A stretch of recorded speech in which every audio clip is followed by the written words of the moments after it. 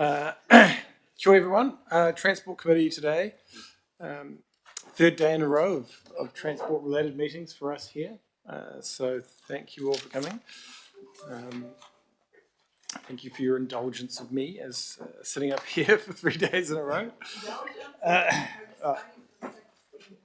Yeah, fair enough. So we'll open with a karakia. Me karakia tātou.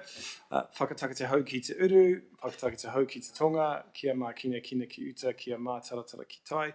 E hi aki ana te ata kura, he tio he hoka he hauhu, ti hei mauri ora. So we've got some apologies from Councillor Saw and Councillor Ponta for absence, and Councillor Ropata for lateness. I think that's all I have. So looking for someone to move those. Councillor Gaylor's moving. Councillor Kirk Bernand is seconding. All those in favour, please say aye. Those against, so that's passed. Conflicts of interest. Are there any conflicts of interest to declare? See none. Thank you. Item 3, public participation. So we have Mr. Peter Barlow for public participation. Please come up, Mr. Barlow. And the way it works is 5 minutes for you to speak and 5 minutes for us to ask questions. And I think we have this handout from you that I have. I think everybody has that. So the microphone, Elizabeth will put that on for you. So yeah, the floor is yours. Thank you for coming in.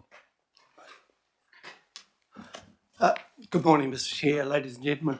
I came along today basically to find out exactly what the situation is in regard to bicycle racks.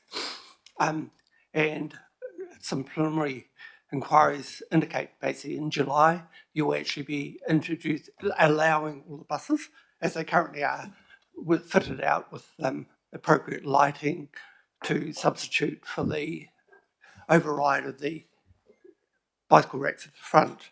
I'm a little bit concerned and would actually like to see them introduced straight away on par with what other regional councils in New Zealand have done.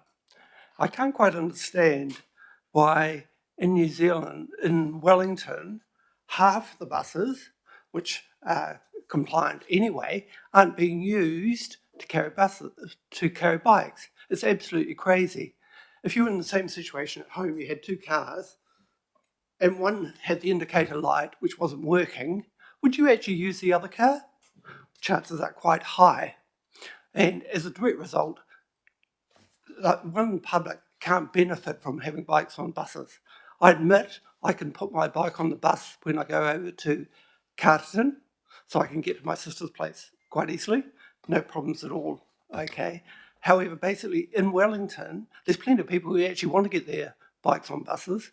However, for some unbeknown reason, it all happens to happen being delayed to July. And there's no reason for that, because clearly when you introduced bicycle racks in the first place, it wasn't on the basis 100% of the buses were actually fitted with bicycle racks.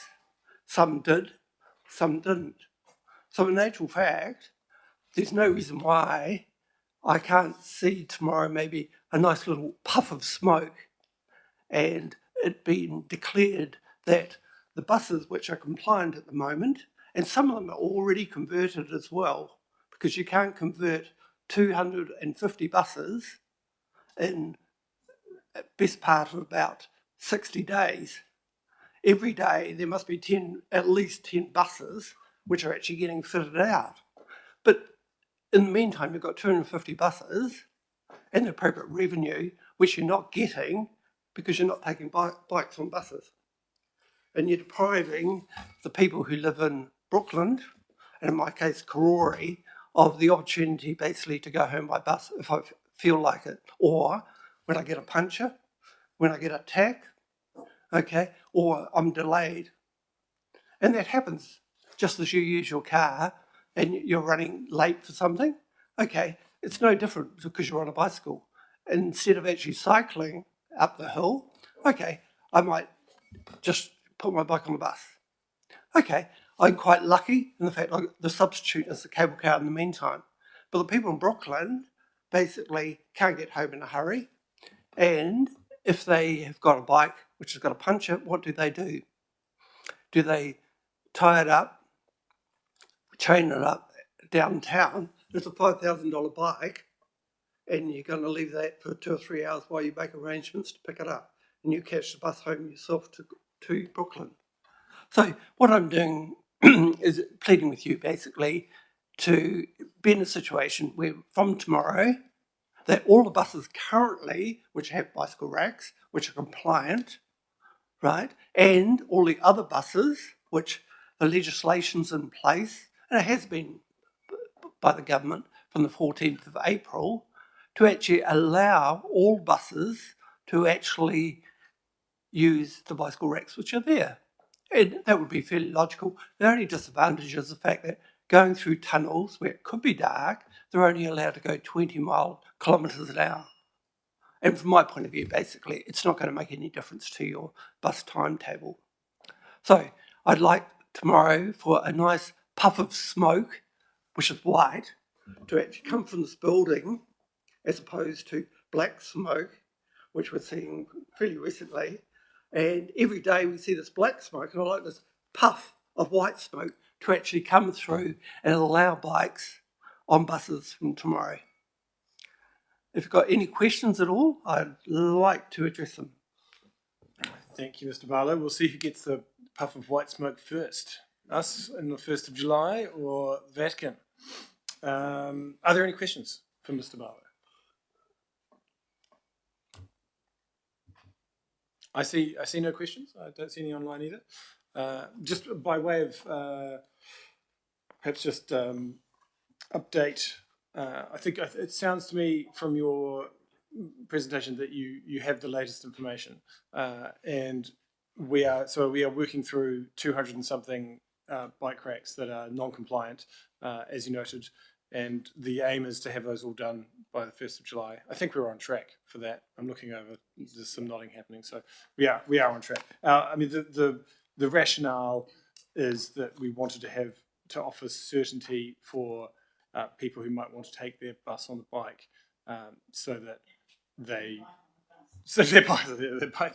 Yeah, sorry, it's been a long. Well, I appreciate your point of view. However, I disagree with her. Yes. No, I understand you. And in the meantime, hopefully you haven't got 2 cars at home. One of them isn't operational, and you'll leave both of them sitting at home unused. Yeah. The difference, of course, is that when you're taking a bus, it's not your bus. It's a bus that you don't know whether it's going to have a compliant bike rack or not. Whereas your car, you know that the indicator is working. So that's the difference in your. But in actual fact, all buses, whether they're compliant or not, can actually use their bike racks based on the legislation. It's been put in place on the 14th of April for good reason. So people could actually use the bus over Easter. And that was essential and logical. And in the meantime, I'd like to know where you've got a little smokestack at the back of the building somewhere, where tomorrow, hopefully, I could see a puff of white smoke as opposed to the black stuff. Thank you, Mr. Barlow. Thank you for coming in. Thank you, Mr. Chairman. Okay, so that is there is no other public participation that I have been informed of, and I don't see any, so that's that. So item 4 is confirmation of our minutes from our meeting on the 3rd of April. Councillor Gaylor is moving those. Councillor Bassett is seconding those, but he.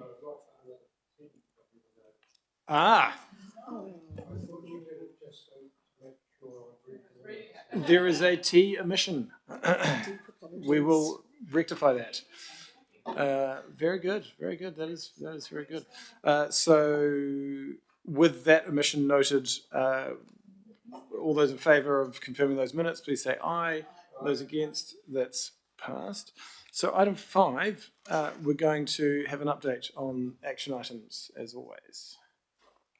Kia ora, councillors. I would like to note that it's quite a short time between meetings this time, so there are a number of actions that are still in progress, and a number of them that have been that will be picked up in the workshops that we've got scheduled for later today after the meeting. I just note that, so in particular, the rail network service reductions and the disposal of bus batteries are 2 items on our workshop agenda following this meeting. The policy on bulky items and efforts to retain bus drivers, you've received information on that. And a number of them, as I say, are a work in progress. Just to pick up on a couple of them in terms of hate speech and comms around that, we are working with the comms team on the work program going forward, and just looking at where that fits in, and we can have a further conversation about that. And the other items are underway, and we'll report back. For most of them, we should be able to report back by the next meeting. Thank you, Sam. Any questions on these updates? Councillor Connolly? At the last meeting, I raised the issue of, well, we've talked a lot about buses replacing trains, but specifically the issue that I asked about last time was if you catch a train in the morning and you catch a bus and you find that your train has been replaced by a bus on the way home, there are now a number of stops that the bus doesn't stop at, that the train does stop at, and what are people who've left their car at the station meant to do? And also the issue of, is the bus stopping at all at Maymorn? And you said you would get back to me this meeting, but I don't see any updates. So we have, well, in terms of the safety of the Maymorn stop, which is another aspect of that, we have commissioned a safety audit around that. Maymorn wasn't used at Easter Anzac block of line, but I'll get back to you on that. Can that be included in it as an action item so that it's followed up on this one? Got it. Thank you. Kia ora. Are there any other questions on the action items? Don't see any. I was going to ask about the articulated vehicles, whether we know the status of that order. I believe that like Kinetic has received the tenders, and I think they're evaluating them at present. So it's on track It's on to track, yeah. mid 2025. Yes. We're approaching mid 2025. I feel like we're almost in mid 2025, really, aren't we? We are really. Yeah. Okay, good. We will look forward to that. Any other questions? We're good on this item. Oh, there's a wave. Okay, Councillor Duffy. Thank you. So I see you there. Kia ora, thank you. I was just having technical problems before. Thank you to officers for the response to the question about the Kelson bus, the 150, which is one that is affected by Riverlink and the Melling station closure. That looks really positive, so I look forward to seeing the results of what's affordable and likely to be value for money there. One action didn't come from a transport committee meeting, but we recently have made some decisions to refine some services in order to reduce costs. Can you just give us an update on has that been actioned? Is it already taking effect, or is it happen in the future? And is that information publicly available, please? A small number of those rationalisations or efficiency were included in the Term 2 update that's just gone live. Others, we are looking at the whole work program in terms of those service changes. So we haven't currently got those scheduled, but that's a piece of work that's underway at present. So when we have a picture of that, we will engage with you on that, just to make sure that everyone's aware of what that looks like. Thank you. And when you use the term 2 update, do you mean like school terms? Is that what that Yes. refers to, rather than financial year sort of quarters or in Yes. school term? Okay. Yes, school term. Good to understand this lingo. Thank you. Yes, the school terms are quite a lot of our stuff does happen in conjunction with the school term. So like we start new timetables, for example, with new changes to the bus routes and so on, those tweaks, they generally start the first day of a new term. So, yep. Any other questions for Sam on this item? See none. So we'll move on to item 6. Thanks, Sam. So, delivery of the Wellington Regional Public Transport Plan. Speak of the devil. That's our current regional public transport plan. Sam, you again. Thank you. Given that councillors have spent the last 2 days talking about the new public transport plan, this is a little bit like looking back rather than looking forward, but quite a number of similar themes. So I was just going to take the report as read, and to pick up a couple of points just in relation to the bike racks on buses and the public participation. I think councillors are aware that our approach has been that to not have any of them being used until they're all compliant, so that our customers can be confident that they're working everywhere, and also that it doesn't put our bus drivers in a difficult position of needing to navigate people being uncertain and avoid those sort of interactions. We are on track for the 1st of July. We're getting regular updates from our bus operators, so we've got no reason to think that won't happen on the 1st of July. There's a question regarding the weekend bus services in Towtra Park and Timberley that I think came up in the hearings yesterday. That was something in the current RPTP. It isn't covered in this report, and it hasn't yet been implemented. Probably what we will do in terms of the overarching things that have been were scheduled to happen in this RPTP and the additional things that have come up, we'll do a consolidated review of all of those things together and prioritise those. But before the end of this training, we will come back to you with a check against all the things that we said we'd do and what has or hasn't happened.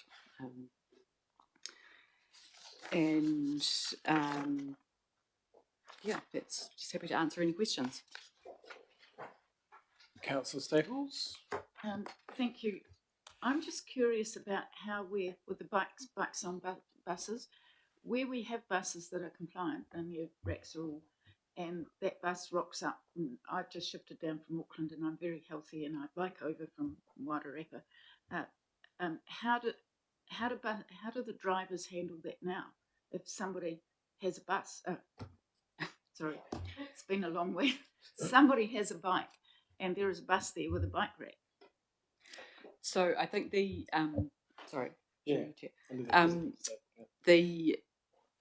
I don't think on the face of it isn't clear whether a bike rack is compliant or not. So that is really a key part of our approach of none of the bike racks will be used until they're all compliant, because a person couldn't say that one is compliant, therefore let me use it. So I understand that initially when they were disabled we were getting quite a lot of feedback about that, but that's really fallen away. So yeah. People know that they're not. I mean, because they've all been secured. You can't physically open them now, all of them. And also, incidentally, if you had come down from Auckland, you probably wouldn't be expecting to be able to take your bike on a bus, because you can't in Auckland, because they have no bike racks on buses in Auckland. You can take your dog now off peak with a muzzle. Okay, let's not go there. Other questions, Councillor Connolly? This is a little bit wide-ranging, but in the report we do have a discussion about alignment of Greater Wellington's accessibility work to the United Nations Convention on the Rights of Persons with Disabilities. And I guess that was an issue that came up, various issues around accessibility of our network came up with frequency at our hearings over the past 2 days. And I'm wondering, I guess, how we're going to implement those actions. So when we did our deliberations in terms of coming up with actions, there were some specifically related to some of the things we'd heard. But I guess I'm just feeling like, despite the fact that we've put in the accessibility charter, there are still areas for improvement. And how are we kind of looking at, in totality, at addressing those issues? Is that, I mean, you mentioned that obviously any money is going to come from the LTP, but I'm just, in terms of priority actions for improvement, where is that sitting at the moment, and how can we commit to doing better? Through you, Chair, I'd say we, even leading into the RPTP hearings, have been increasingly, I suppose, getting a new perspective on accessibility issues for the various interactions that we've been having with people. So bearing in mind that those hearings have just completed, I'd say probably what we will do is we'll stand back and have another look at the charter, and then actually is the approach that we've set the right sort of approach, or do we need to adjust that? So that will be work that we'll do in the next few months, just to make sure that we're doing the right things, particularly taking into account what we've heard through the RPTP process. I guess I'm wondering if we need, so the charter is obviously our commitment to people with disabilities and providing accessible services, but do we need alongside that an accessibility plan which actually outlines the priorities that we're going to deliver and the time frame that we're going to deliver, so that we can work with the disability community to make sure that everyone's kind of on the same page as to when those improvements might be made? Yeah, so through you, Chair, so we do have an action plan that sits beneath the charter, and so we'll look at that as well, and I'm sure we can bring a workshop to council around that at the appropriate time when we've taken into account. It would obviously be useful if we had representatives of the disability community here when we're talking about about delivering services for to aid them to get around, because we're not in the position of having that lived experience. Thank you. Yep. So, other points on delivery of the RPTP? One of the things we said we would do yesterday is in the new regional public transport plan, have a section at the beginning that just summarises where we've got to in terms of delivery of the current one, and a sort of table of what we did, what we didn't manage to do, what we're still working on. So we'll include that. So I think we've satisfied ourselves on this item. So we'll move to item 7. Paul is going to come and talk to us about March performance on the public transport network. Thank you, Paul.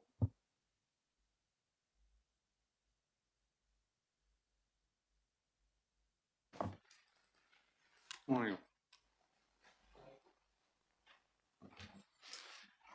I'll take the paper as read, but I'll update on just a couple of areas. So first, the Wairarapa line update. So Metlink and Transdev operations and comms team, we continue to meet weekly, discuss the coming week, focusing on staffing numbers, progress on the recovery plan and customer communications. The 3:38 and 6:18 p.m. continue to be bus replaced to provide the Wairarapa line customers with consistency of service. This service has low patronage, probably averaging about 20 customers per service. Fortnightly, Transdev management provide a Wairarapa line recovery plan, which for transparency and information is now uploaded to the Metlink website for customers to view. On Tuesday, Metlink officers, Councillor Staples and Tonya Haskell met with the delegates of the Train Pain campaign to hear their concerns. I think the meeting was amicable, constructive, and ideas were shared by the delegates for consideration to ease some of the anxiety and frustration of the Wairarapa commuters, and we're currently investigating those ideas that come up in the meeting. Easter Anzac block of lines. So firstly, just really like to commend the teams at Metlink, Transdev, QRail and NZTA for their collaboration, excellent planning and sort of open communication to, I think, make the Easter Anzac block of line a real success. It's a challenging block of line, and the first time that the Melling line has formed the rail spine of one of our busiest lines. The planning of in-person support was critical to the success of the project to ensure that customers knew what to do. And due to the complexity of the block of line, Metlink's customer experience team produced a booklet to assist those on platform providing the support so that customers had all the information they needed. The BRT tracking prototype was tested on the JVOL BRT services with Transdev and Mana coach lines. We proved the technical concept, and there's still things we've got to work through with that. Are there any questions? Thank you, Paul. Councillor Staples. Thanks, Paul.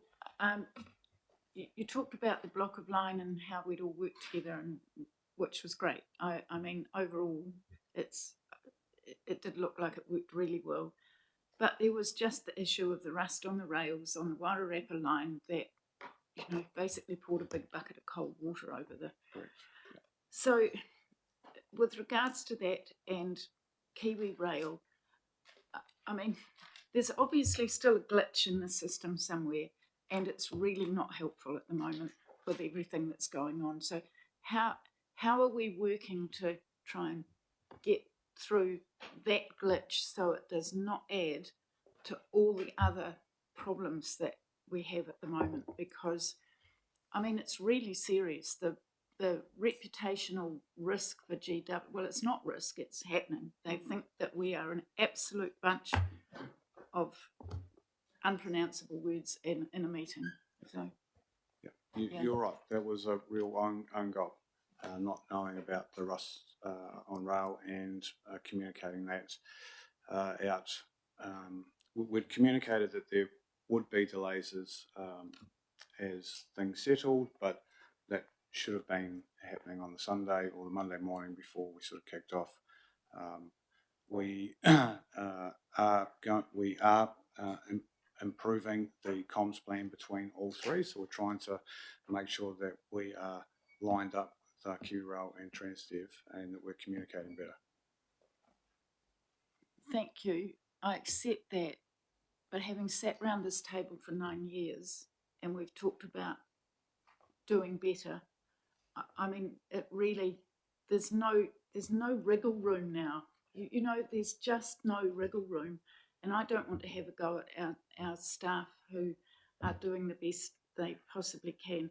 But by God, there just is no wriggle room. We're up against the wall here. Sam? Through you, Chair, just we are working, engaging with David Corden at Kiwi Rail. So he and Tonya and I are going to be meeting next week to work through a refreshed approach. Actually is the approach that we have been trying to take anyway, but to get more commitment from everybody to be more upfront about what's happening and giving us enough notice so we can communicate it to customers and making sure that we've got the right channels being activated at the right time. So it is an active piece of work. Thank you, Sam. In some parts of the world, when there are different agencies responsible for different elements of a rail network, their comms teams sit together and they're actually physically in the same place, and so they know what's happening and they can talk to each other straight away. And I do think some specific action around the comms teams of Transdev, Kiwi Rail, and Greater Wellington being not just more coordinated, but actually working together. I think we do need some specific actions on that front at some point. But anyway, we'll keep going with the list that I've got, which is Councillor Kirk-Bernand, then Councillor Duthie, Connolly, and Gaylord. Paul, I want to ask about the implications of the fare income, where if we extrapolate the next 3 months, which aren't there, we'll be short about 14 million, which will translate into about a 6 or 6.5 million actual fares shortfall there. And so the implications I'm concerned on is that over the last 4 years, including this year, we would have had a $50 million net shortfall in fares income. From what I can see, it hasn't been listed in our risk management, and I would have thought it's a key risk that we're dealing with. Also, the reserves that we had in our long-term plan do not reflect the loss that we're carrying for that period. And I'm concerned about, the budget plan for the upcoming year. Will the reserves reflect the average of the losses over those 4 years? And what steps are we taking in this area? Because we've managed so well with the shortfall of about 45 million a year that the NZTA didn't provide for us in this year's budget. But unless we can manage the fares income and get to on top of that issue, it's going to reflect in our long-term plan and the risk of our upcoming rail improvements there. It's got big implications for us financially, and it seems to me that it's an elephant in the room. Nobody really wants to talk about it, and no one wants to seem to speak about how we're going to manage it long term. It's disappointing this year, although I can say this, that a $6.5 million loss is a big improvement on what we've had on average over the last 3 years. So can we comment about what we're doing there in that area at all, please? I think Tim wants to answer for you, Councillor. Right. So Yeah, so through you, Chair. We have got a workshop this afternoon to talk about the balanced budget and the annual plan for 2025, 26, so suggest that we pick that up then. But yes, we are obviously very aware of the financial situation and doing all we can to manage that better for the next financial year, and that'll be the subject of the conversation this afternoon. And I mean, you're right. It is a concern, but we certainly will be talking about it and we are thinking about it. Well, I mean, the too long didn't read line is rail patronage, right? It is well below forecast. So we adjusted the forecast for this long term plan, but that's why the fare gap is not 40 million, but it is the forecasts.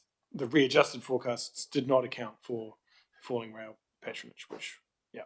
So, yes. I understand that it's very difficult for us to do, and so we're dealing with a difficult thing, but the point is, again, looking at the history and bringing it into our reserves gives us some cover, and it's not really, when we're doing so well in so many areas, we need to get this one sorted out, in my view, that's all. Yeah, no, good points, agree. Councillor Duffy next.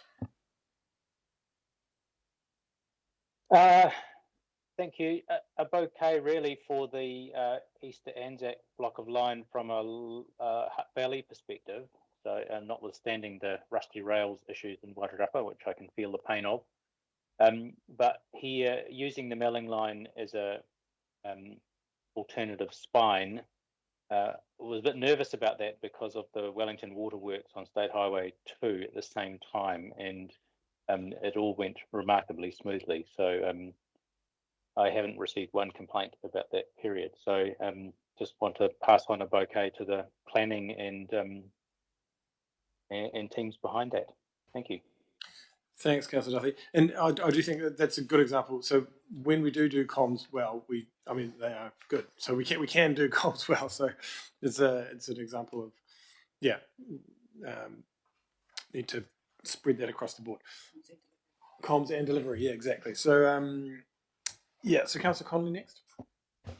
So I do have a substantive question, but I just wanted to raise the Wairarapa issue, kind of feeding off what Councillor Staples has said. I am wondering, as Councillor Staples said, we're in the position now where we've got no wiggle room. We can't afford for things to go south at the moment because we've had a long period of not delivering the service that we've promised. I wonder if we should get to the position now where we stand up a kind of incident management, emergency management framework around Wairarapa, because I reflect that when we do that, we get some really good outcomes and information where we get sit reps and stuff from staff that are really helpful. And I'm just wondering if Wairarapa now has reached the point where it is an emergency and we need to stand up an emergency management framework around it and start communicating much more regularly and getting all those people in a room, coordinated response. I don't know whether anyone wants to comment on that. Nigel's indicating that he might want to say something. Yeah, look, thanks, councillors. Re the Wairarapa line. Look, Sam provided exactly the right response. We are elevating this to a point where, whether it's an emergency response room or whatever it's framed, there's a clear lack of leaning in fact, from our operator in Kiwi Rail to a large degree around actually owning some of the communications. So Sam's in direct conversations at the moment. We are also working with Councillor Staples in particular, and we will be looking to initiate a very different way of communicating, gathering information and coordinating information and that's a piece of work that's in play. I guess, I don't care whether you call it a Sims framework or not, it doesn't matter, but that does provide structures and expectations around how communication will happen and how coordination will happen. And I think we're now all at the point where we do want daily sit reps on what's happening on the Wairarapa line, just so we can be across it. And our expectations of coordination and information are way higher than just our average, business as usual situation. So call it what you want, but that's what we're expecting now. I was through you, Chair. So internally, we are managing it like that. So if the question is about information coming to councillors, then we certainly can pick that up in the overall review of the comms that we're doing. Because I do know you do it really well when some of the situations, like when we had that big protest, that was amazing. I think the storm, it's so good, and it just changes the whole game. So do you want to? Thank you, Councillor Connolly. And that information, and I know that we've discussed this briefly, Sam, but it needs to go to the public as well. Yeah. Each week they need. They probably don't need daily to be reminded that 2 of the services have been bus replaced, but I think if we can be telling people this is what's happened, this is what we've done, this is what's happening, it just makes it, because at the moment I totally support the public over there that say we feel forgotten, we feel like we're the backwater. If this was Wellington City, there'd be heads rolling. So if we could have a daily sit rep, I'm sure there's daily comms going around the team. So maybe if that could come to councillors, and maybe a weekly sit rep that goes on the website. Does that seem doable? Yeah. So through you, Chair, we are working up what the sensible cadence. Well, some ideas for sensible cadence. So if I could suggest that we'll engage with you about finalising that. Yeah. Sorry, I have a couple of other questions. Yes. Sorry, that was just a distraction from my real questions. Yep. My real question was around the Hutt Valley line. So you've provided quite a lot of information in the report around the days between Easter and Anzac Day. But what I'm particularly interested in was the week before Easter. And I was hoping that Fiona would be here to talk to this question, because I did spam her quite a lot in that week. Because Wellington Water had shut State Highway 2 down to 1 lane, and the traffic from Upper Hutt was diabolical, like an extra hour on your commute into Wellington. And so what I wanted us to see was there an increase in patronage for that week? What were we doing as Metlink to encourage people to use the train instead of their car? But particularly as a precursor to Riverlink, what were the lessons that we'd learnt from that experience that we can take through to the Riverlink experience? So, for example, I really wanted NZTA to give us a time for transit for people using the car vis-a-vis a time for transit for people using the train on that week. That kind of information would be really helpful. So I did spam Fiona quite a lot. So I'm hoping that we've collected all that data. So that maybe next report you can give us a wee bit of an update, kind of looking towards Riverlink on what we learned from that experience. So that's not really a question. That's just a. Well, Paul, you could.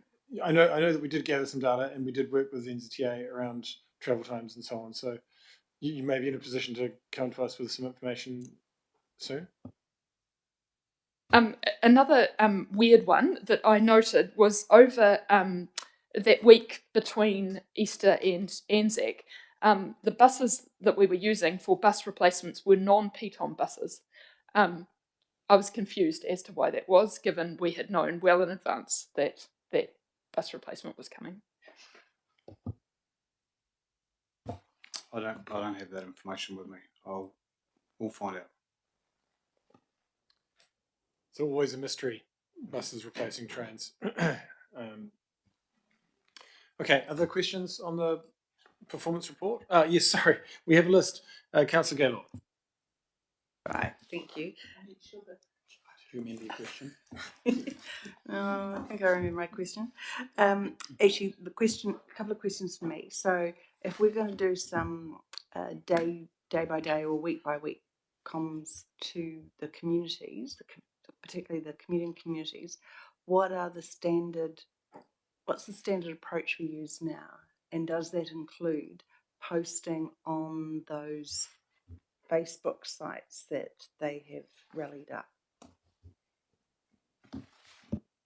Through your chair. So we sometimes post information on the Facebook site, but that we've actually just kicked off a review of all of that, just to make sure that we are communicating in the right channels, not cannibalising our own channels. Well, yes. So we've kicked off a review of all of that specifically in terms of the Wairarapa line issues, in order that we can make sure that we're getting information to people that they need and that they find useful. So I would suggest that when we've got that all bundled up, which would be probably early next week, then we can share that. Okay, because as a response to that, it's been really helpful when we've had something going wrong in the Kapiti Coast, for example, the Queen Elizabeth Park stuff, that our comms people have posted directly into those Facebook sites, into the comments and stuff. So I would highly recommend, because it's just the same message for even if you're doing one, or if you're doing 3, or you're doing 10 different Facebook sites. That's in lieu of anything else, it's a really good way, and it's been incredibly helpful for me as the local elected representative that we are fronting that in that way. That's really good comms. And then just my other general question was to the chair, when you talked earlier about comms teams being together, what kind of comms teams do you mean? Do you mean like the 0800 number for what's the timetable, or do you mean the corporate comms? I think there's a range of different approaches in different public transport jurisdictions. Sometimes I think broadly speaking, it's operational comms. So the people who deal with operational comms for the tracks, for the track infrastructure, for the operators, for the network owner, they will have individuals sitting together. So, for example, there is the train control, the new train control centre. So this is something that has at Wallaceville. So you could, for example, no, I'm not saying this is going to happen, and there might be good reasons for it not to happen, but you could have a GW comms person, a Kiwi Rail comms person, and a Transdev comms person all sitting together at the control centre in Wallaceville, so that they would be able to talk to their own organisations and each other and have a much more kind of agile, fast-moving, natural coordination. Now, I'm not saying there's a plan to do that. I'm just hypothetically saying this is the sort of thing that happens in other public transport jurisdictions, and it would allow for much more effective operational communications, so that passengers get the information they need as quick as possible, and different organisations don't leave each other hanging in terms of information. If that answers the question, yeah. Next is Councillor Duffy. Thank you.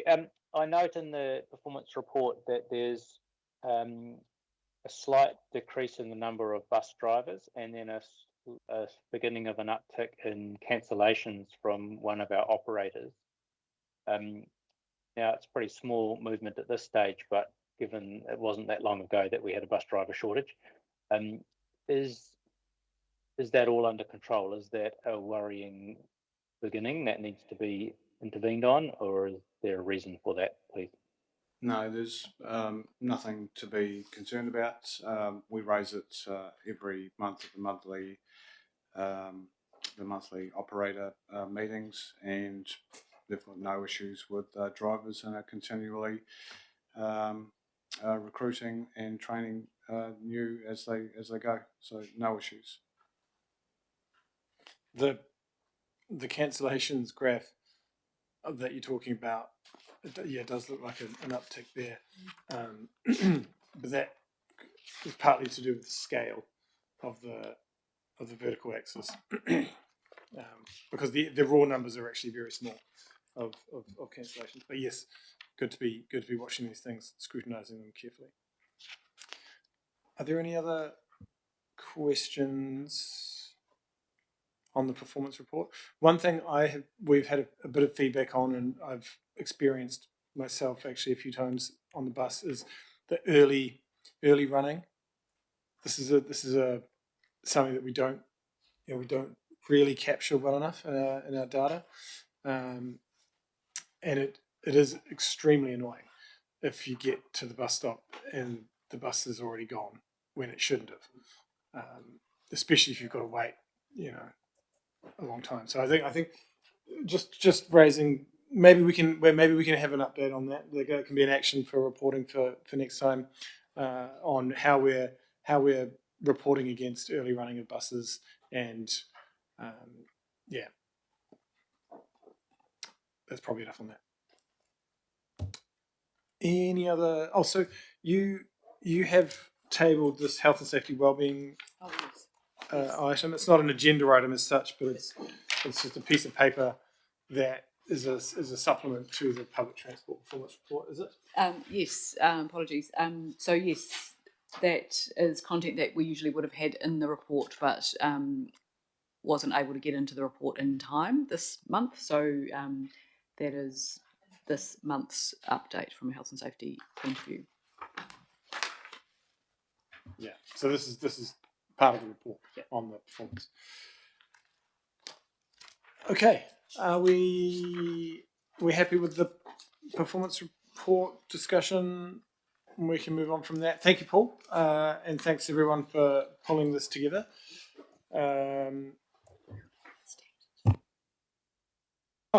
Yes, and welcome, Tamsin. Good to see you here. This is I think most of you have probably met Tamsin, but this might be your first formal Transport Committee meeting, so welcome along. And yes, with that, I'll close off this committee with a karakia, and then we'll have a quick break, maybe 10 minutes, and then we'll get straight into the workshop. And I'm hoping we should be able to get through the workshop. There's 6 items.